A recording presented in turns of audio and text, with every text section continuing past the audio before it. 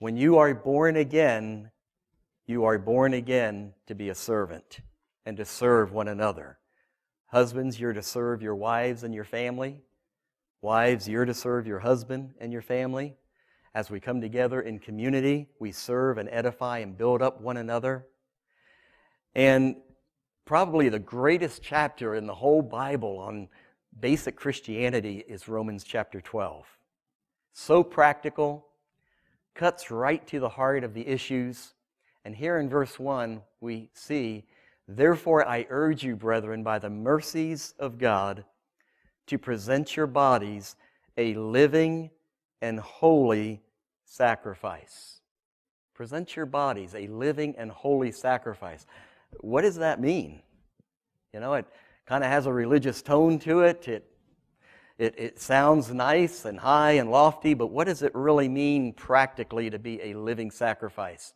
Well, if you can imagine being a sheep or some other sacrificial animal, and your throat is slit and the blood drains out, and you're placed upon that altar as a sacrifice, you've lost all control of your life.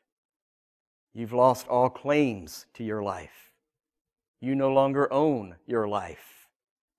And you are at the will and the disposal of another. And that's the point that Paul is trying to make here, that when we become Christians, basic Christianity is this: you no longer have a claim or a right to your own life. Your life has now been purchased by the body and the blood of Jesus Christ, and we live entirely by His sovereign purposes and plans. We don't live according to our own plans anymore.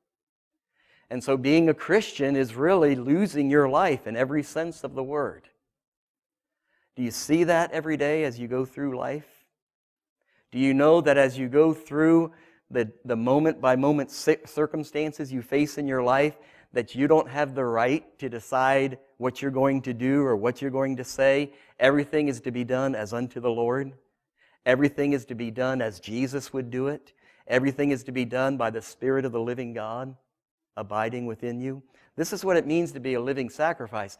To be a living sacrifice means that you have lost yourself. You've lost your life.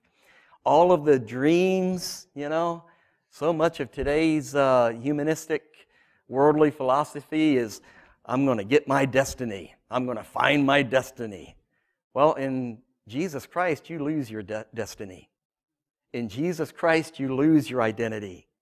In Jesus Christ, all of your dreams are surrendered. And I place myself wholly at His disposal. Whatever He wants to do with me, in me, through me, to me, that's His business. I'm a sacrifice laid upon His altar, and I don't have any rights to my life anymore.